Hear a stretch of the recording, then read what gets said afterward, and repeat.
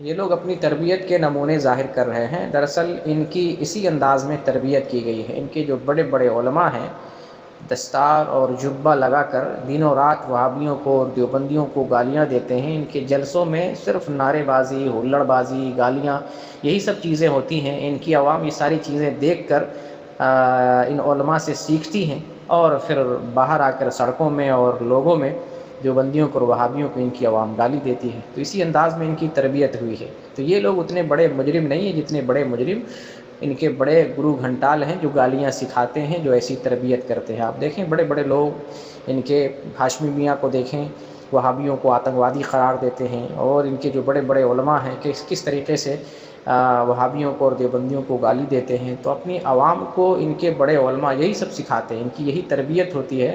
تو یہ تربیت کا نمونہ ہے، اس نمونے پر حیران ہونے کی ضرورت نہیں۔ کہا جاتا ہے کلو انائن یترشح بما فیہ، برتن میں جو کچھ ہوتا ہے وہی جھلکتا ہے، اور عوام تو جانوروں کی طرح ہے، العوام کالانعام، جانور کی طرح عوام ہوتی ہے۔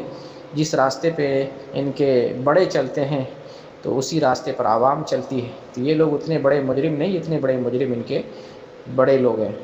اور آج جو ہے ان کے اندر جو کچھ سمجھ بوجھ رکھنے والے وہ سمجھ رہے ہیں کہ ہمارے یہاں جلسے جلوس میں صرف نعرے بازی، وہابیوں کو گالی دینا، یہی سب کچھ ہوتا ہے۔ اکثریت ان کی دین پر عمل نہیں کرتی ہے، رسول صلی اللہ علیہ وسلم کی اتباع نہیں کرتی ہے، نماز روزے کا پابند اکثریت نہیں ہے۔ اکثریت دین سے جاہل اور صرف نعرے بازی اور ہلڑ بازی میں ہے۔